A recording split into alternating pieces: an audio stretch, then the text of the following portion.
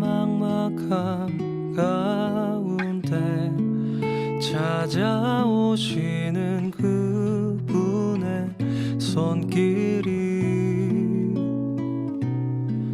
삶의 답답함 가운데 빛이 되시는 그분의 말씀이 내게 봄과 같아서 내게 생명을 주고. 네, 다같이 신앙 고백하심으로 수요 예배 시작하도록 하겠습니다.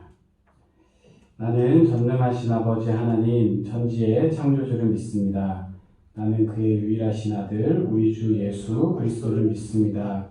그는 성령으로 잉태되어 동정녀 마리아에게서 나시고 본디오 빌라도에게 고난을 받아 십자가에 못 박혀 죽으시고 장사된 지 사흘 만에 죽은 자 가운데서 다시 살아나셨으며 하늘에 오르시어 전능하신 아버지 하나님 우편에 앉아 계시다가 거기로부터 살아있는 자와 죽은 자를 심판하러 오십니다.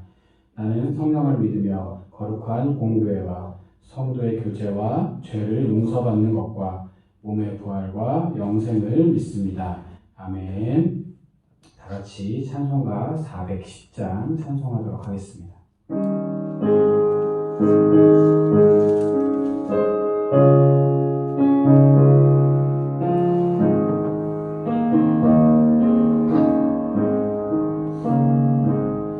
내 맘에 한 노래 있어 나 즐겁게 늘 부르네 이 노래를 부를 때에 큰 평화이 나도다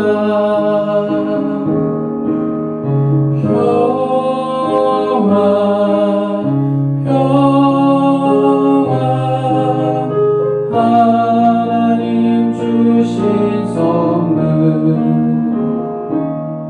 그 놀라운 주의 평화 하나님 선물일세 주 십자가 지심으로 날 구원해 주셨으며 주 예수님 고난받아 나 평화 누리도다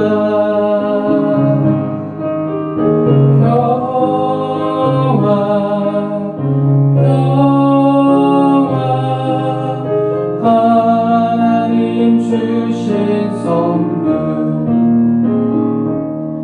그 놀라운 주의 평화 하나님 선물일세 나 주님께 영광 돌려 참 평화가 넘치도다 주 하나님 은혜로서 이 평화 누리도다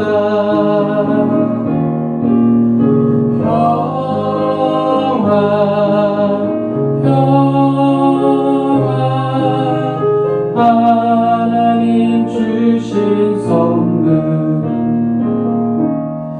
그 놀라운 주의 평화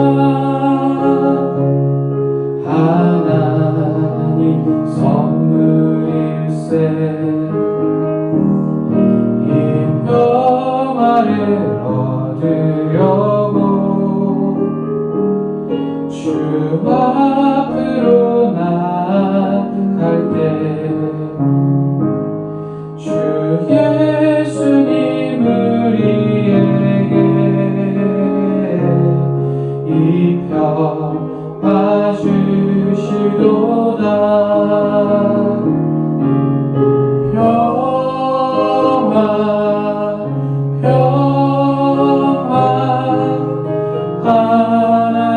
주신 선물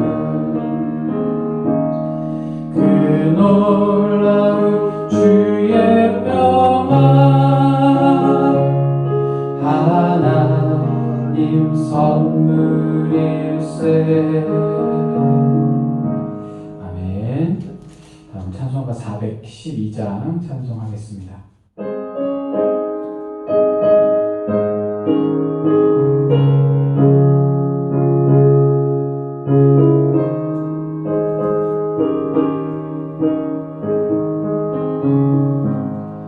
내 영혼의 그 깊은 데서 맑은 가락이 울려나네. 하늘 곡조가 언제나 흘러나와 내 영혼을 고이 싸네.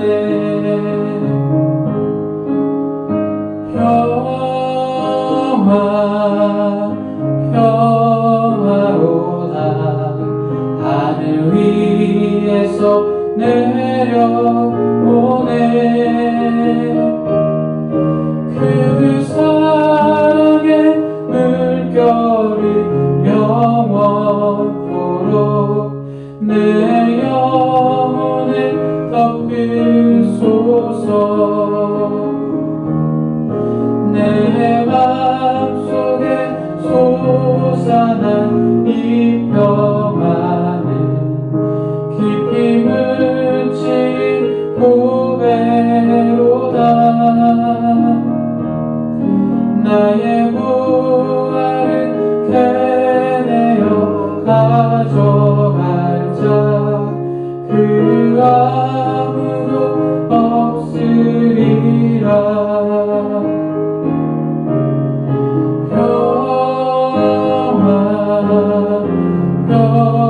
평화로다 하늘 위에서 내려오네. 그 사랑의 물결이 영원토록 내 영혼을 덮으소서. 내 영혼의 평화가 넘쳐나는 주의 큰 복을 받음이라. 내가 주야로 주님과 함께 있어 내 영혼이 편히 쉬네.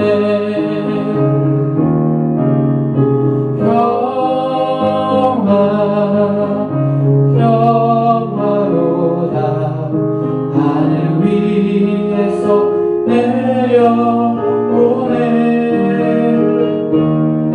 그 사랑의 물결이 영원토록 내 영혼을 덮으소서.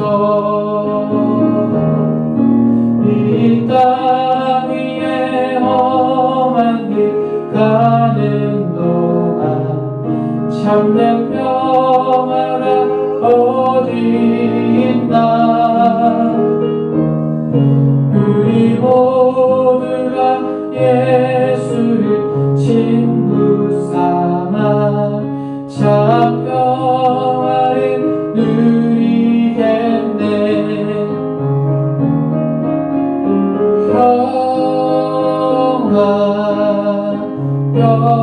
평화로다 하늘 위에서 내려오네. 그 사랑의 물결이 영원토록 내 영혼을 덮으소서.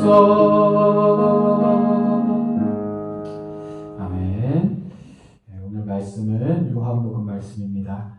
요한복음 20장 19절에서 21절까지 말씀입니다.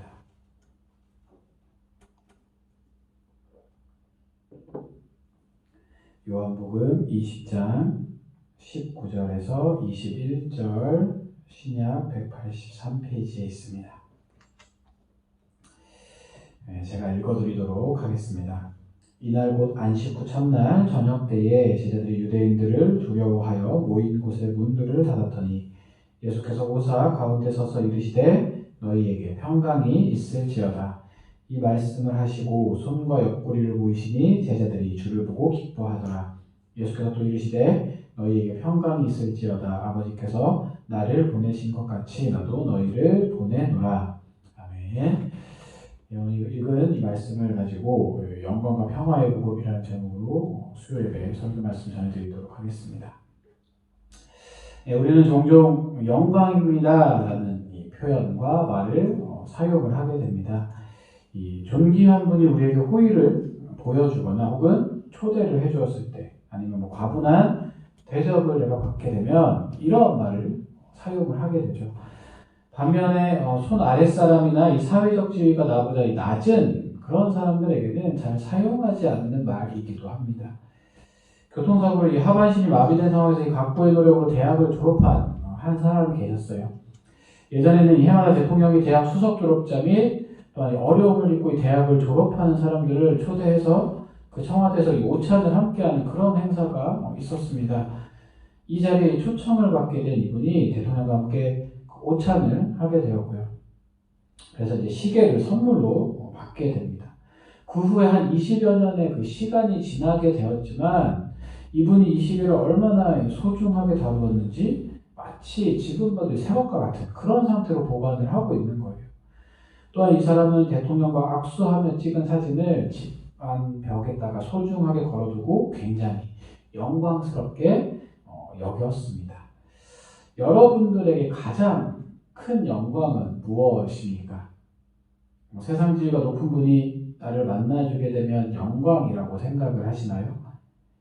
그런 사람과 한번 만나서 이 사진을 찍고 또 멀찍이 앉아서 밥을 함께 먹게 되면 본인에게는 영광이 되고 잊을 수 없는 그런 감격의 사건이 될 수도 있습니다. 그런데 상대방은 나를 전혀 기억하지 못하는 그런 안타까운 상황이 발생하기도 합니다. 저는 이 그리스도인들에게 가장 큰 영광은 바로 이 하나님을 만나 뵙는 것이라고 생각을 합니다. 세상에서 높은 지위에 있는 사람은 내가 그분을 알아도 그 사람은 나를 모르기 마련이에요. 하지만 우리 하나님은 나를 아주 잘 알고 계십니다. 너무나도 잘 알고 계세요. 나의 모든 것들을 다 알고 계십니다. 문제는 내가 하나님을 제대로 알아보지 못한다는 그런 사실이라는 거예요. 이 영광을 뜻하는 그 히브리어 단어는 카보드라는 단어가 오늘 본문에 사용이 되었어요. 원래 이 무게, 가치 있음 등의 의미를 가지고 있는 그런 단어입니다. 근데 이 카보드가 사람에게 사용이 될 때는 업적, 이 평판이라는 의미를 가진 단어로 사용이 되는데 이 경우에는 영광보다는 그 영예로 번역하는 것이 더 정확한 번역이 아닐까 생각이 됩니다. 이 영광이 하나님께 사용이 될 때는 하나님의 존재나 성품이 인간에게 계시되는 것을 의미하는 거예요.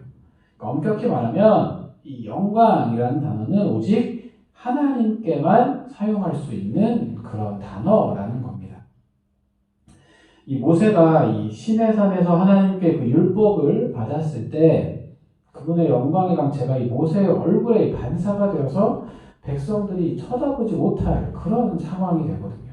이 상황을 성경은 이렇게 말씀을 합니다. 출애굽기 34장 30절에 아론과 온 이스라엘의 자손이 모세를 볼 때에 모세의 얼굴 피부에 광채가 남을 보고 그에게 가까이 하기를 두려워하더니 이 사람들은 매우 의로운 사람이나 특정 분야의 그 최고 전문가를 만나게 되면 저절로 이 고개를 숙이게 돼요. 왠지 모르게 그에게서 어떤 후광과 그런 권위를 느끼게 되기 때문입니다.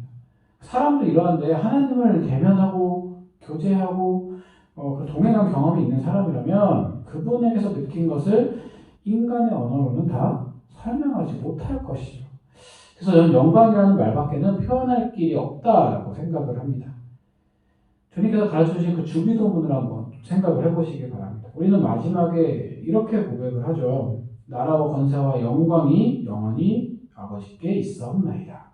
여기에서 이 영광은 이 주님의 그분 나오심, 아니면은 여기에 그분의 모든 속성이 그 영원하다라는 거예요. 그러니까 그 영광은 하나님 이 자체라고 할 수 있는 거죠. 하나님의 품성, 권위, 능력 뭐 이런 것들을 다 합쳐서 겉으로 드러나는 것이 바로 그 영광입니다. 그래서 이 칼뱅은 우리가 그분을 알 때 그분의 영광을 본다라고 이야기를 하게 되죠. 우리는 이 하나님이 창조하신 그 자연을 통해서도 이 하나님의 영광을 볼 수가 있어요. 동해물과 백두산, 화려한 삼천리 금수강산을 통해서도 그 하나님의 영광을 보게 되고요. 또 우리가 이 주일 예배 영상 마지막에 본 것처럼 교회 주변에 있는 그 아름다운 그런 벚꽃들을 보면서도 하나님의 영광을 우리가 볼 수 있게 되는 겁니다. 그래서 시편 8편 1절에 이렇게 말씀을 합니다. 여호와 우리 주여, 주의 이름이 온 땅에 어찌 그리 아름다운지요, 주의 영광이 하늘을 덮었나이다. 또한 이 하나님의 영광을 가장 잘 드러낸 분은 바로 예수님이세요. 성육신은 이 하나님이 눈에 보이는 모습으로 이 땅에 내려오신 겁니다. 요한복음 1장 14절에 이렇게 말씀을 합니다. 말씀이 육신이 되어 우리 가운데 거하심에 우리가 그의 영광을 보니 아버지의 독생자의 영광이요 은혜와 진리가 충만하더라. 또한 예수님이 이 세례를 받으실 때 하늘이 열리면서 성령이 비둘기같이 그 위에 내리고 하늘로부터 소리가 들렸어요. 어떤 소리냐? 이는 내 사랑하는 아들이요 내 기뻐하는 자라.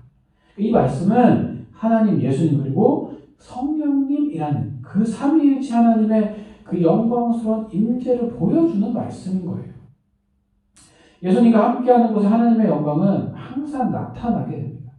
하루는 예수님이 제자들 중에서 베드로와 요한 그 야고보를 데리고 산에 오르시게 되죠. 거기서 예수님은 그 영광스러운 그 모습으로 변화되셨어요. 그 얼굴이 해같이 빛나며 옷이 빛과 같이 희어졌더라 이렇게 말씀을 합니다. 그런데 이보다 더 큰 영광은 바로 십자가에서 나타나게 됩니다.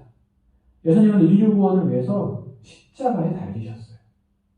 처절한 고통과 이 저주의 십자가에서 외적으로 봤을 때는 비록 비참한 모습으로 죽으셨지만 예수님을 통해서 하나님의 성품과 능력이 온전하게 드러났다라는 겁니다.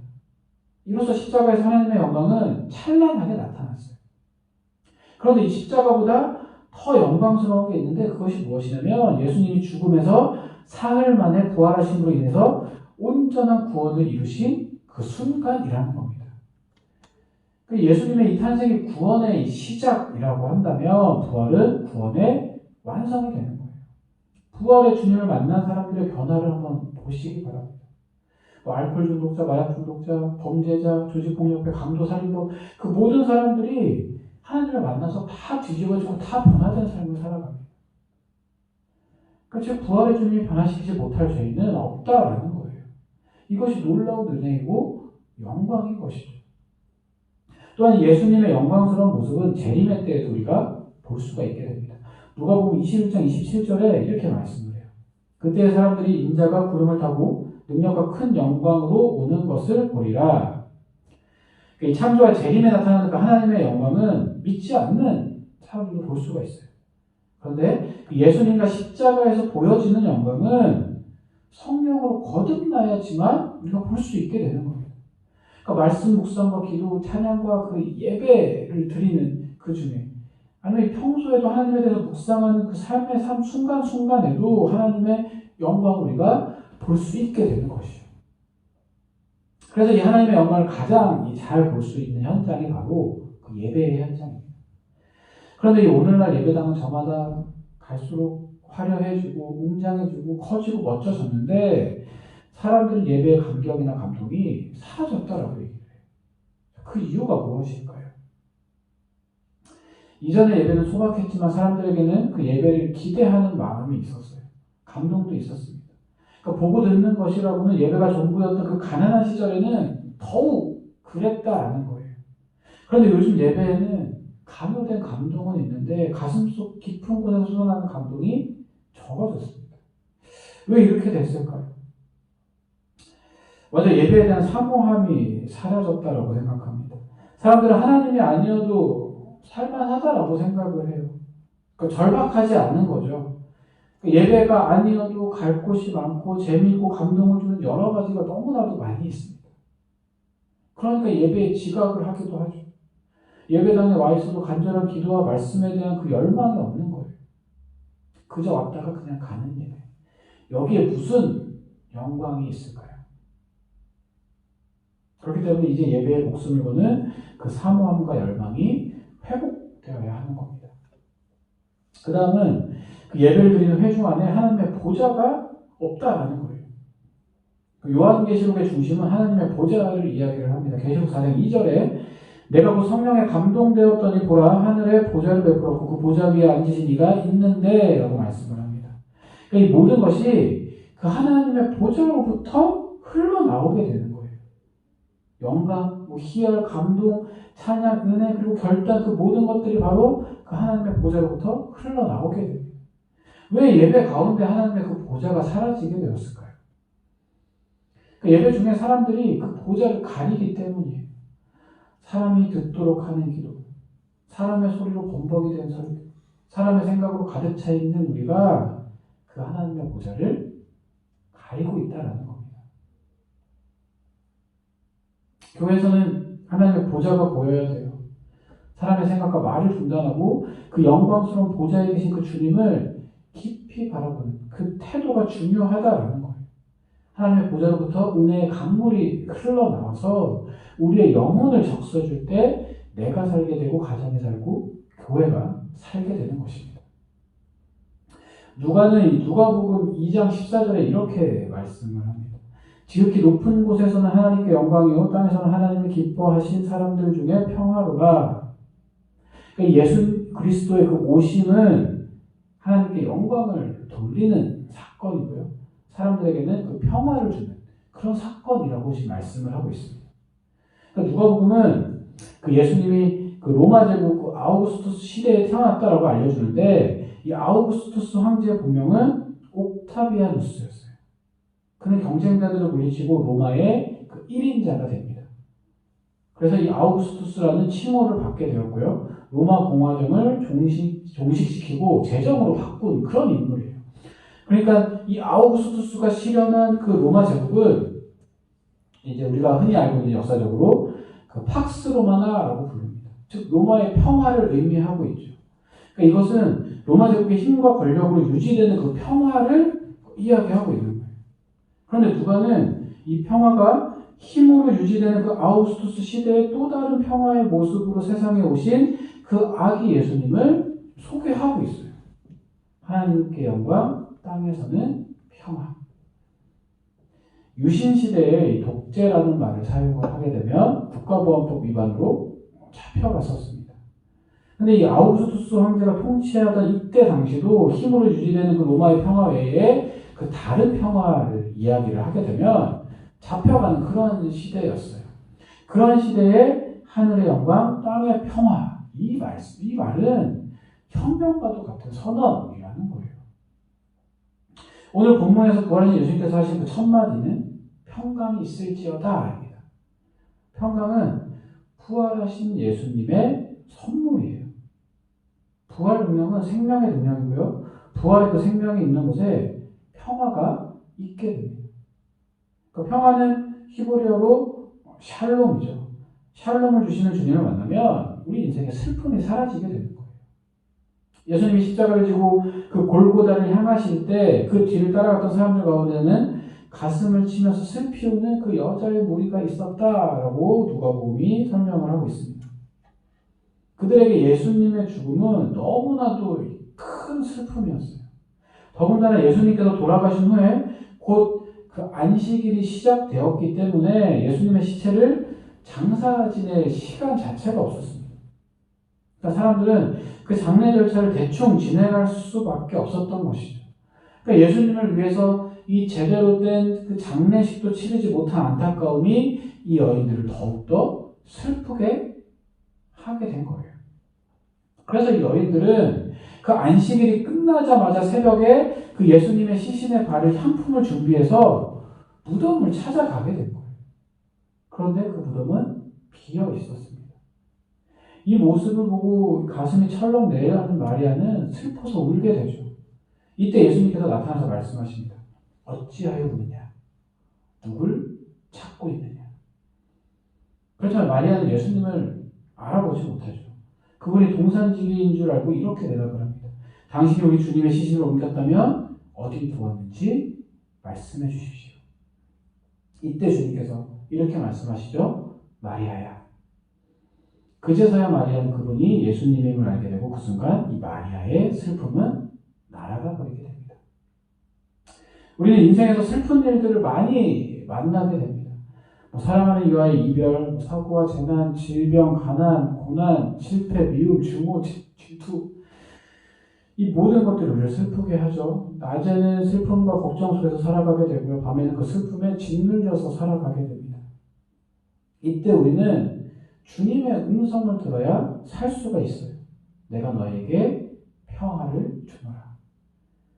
그 남편이나 아내를 또한 부모나 형제를 심지어 아들을 먼저 떠나보내고 5년, 10년이 지나도록 그 아픔이 사라지지 않아서 계속 그 아픔 속에 살아가는 슬픔의 눈물을 흘리는 그런 분들이 계십니다.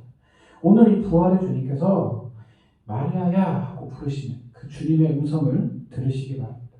주님의 위로의 음성입니다.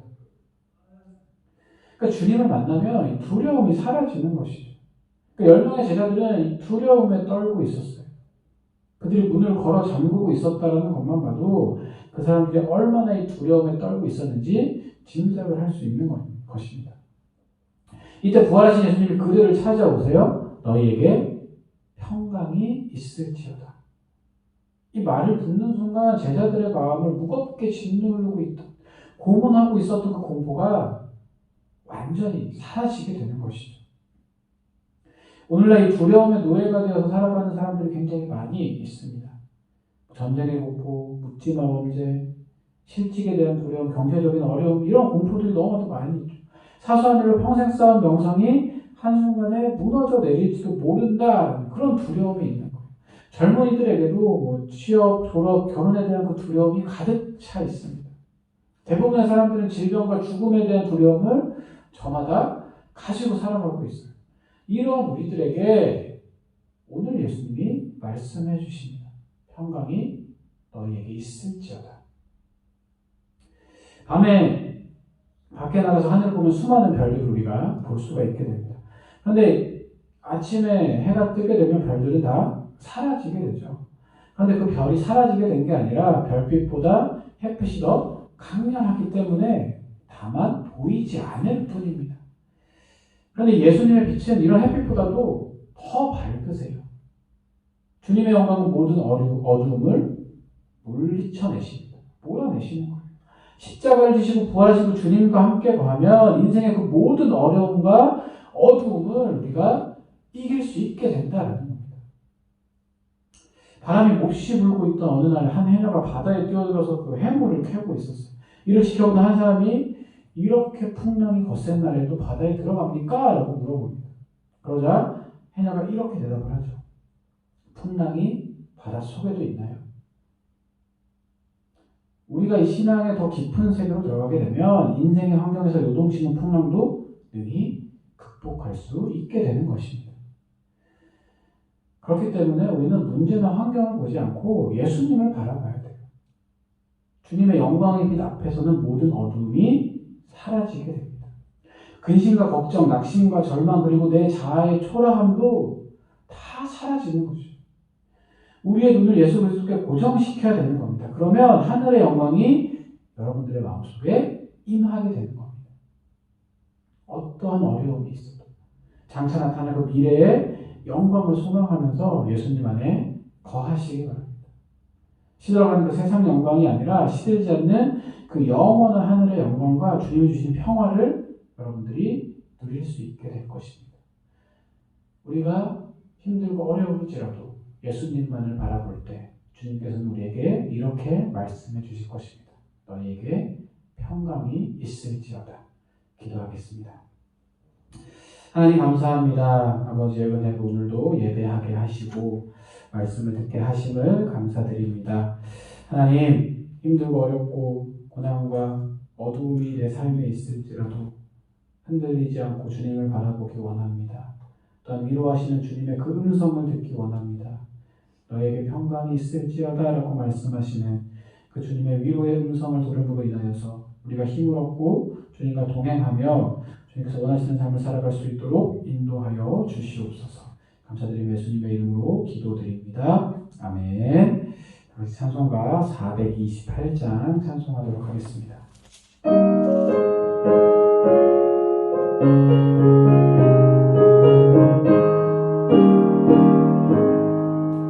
내 영혼의 햇빛 비치니 주 영광 찬란해.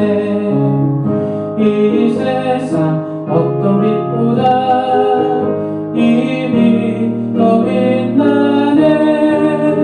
주의 영광 빛난 광채 내게 비춰 주시옵소서.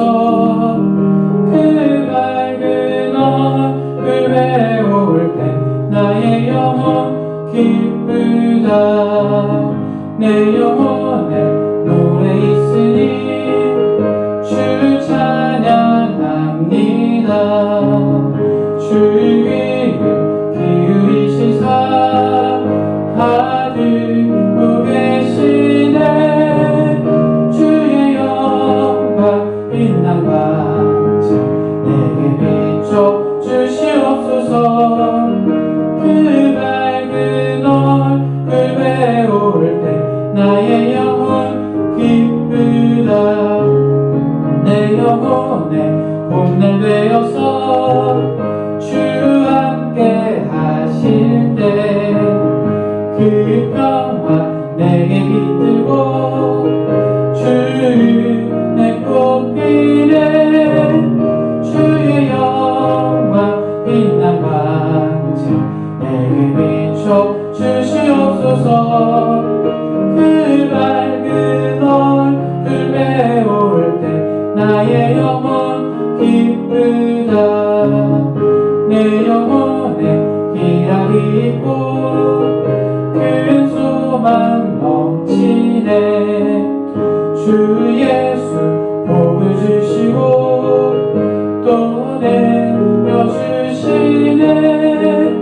주의 영광 빛난 광채 내게 비춰 주시옵소서. 그 밝은 얼굴 배울 때 나의 영혼 기쁘다. 아멘. 같이 주신 말씀을 생각하면서 통성으로 기도하겠습니다. 하나님 감사합니다. 아버지 은혜 가운데 오늘 예배하게 하시고 말씀을 기도하며 나아가게 하시며 감사드립니다. 하나님 아버지 너무 힘들고 어렵고 아버지 어두운 상황 가운데서 주님을 바라보기 원합니다. 아버지 하나님이여 주의 은혜 가운데 거하며 주님을 바라보면서 우리에게 위로하시는 그 주의 음성을 들을 수 있도록 역사해 주시옵소서. 아버지 건강이 너에게 있을지어도 말씀하시는 그의 음성을 들음으로 인해서 우리의 삶이 변화되고 하나님의 뜻에 순종하며 우리가 나아갈 수 있도록 역사하여 주시옵소서. 하나님 아버지여 우리 가운데 거하셔서 인재하여 주셔서 이 힘들고 어려운 시기 우리가 주님의 능력 의지를 잘 끊어갈 수 있도록 도와주시옵소서. 각자의 삶의 자리에서 예배하며 하나님의 음성을 듣고 주님의 은혜를 경험하며 아버지께서 원하시는 대로 아버지 하나님 영과 주님 예배하는 귀한 주님의 아버지 성도를 될 수 있도록 하나님의 모든 성도를 거듭 대답해주시고 역사해 주시옵소서. 아버지 하나님 우리 신자가 복에 나아가기 원합니다. 우리가 주님의 뜻을 바라보고 기도하고 예배함으로써 아버지 하나님 모든 것들을 잘 이겨낼 수 있도록 도와주시고 우리 삶을 우리가 받아주시며 영광 누리는 귀한 시간 될 수 있도록 아버지 인도하여 주시고 역사하여 주시옵소서. 감사드리며 이 모든 말씀 예수님의 이름으로 기도드립니다. 아멘. 지금 우리 예수 그리스도의 은혜와 하나님 아버지의 놀라우신 사랑과 성령님의 감화감동 교통 역사하심이 힘들고 어려울지라도 주님을 바라보므로 인하여서 주님의 음성을 듣고 위로함을 얻기 원하는 우리 큰교회 모든 성도들 삶 가운데에 그 가정과 교회와 역사 위에 이제부터 영원토록 함께 하기를 간절히 축원하옵나이다. 아멘.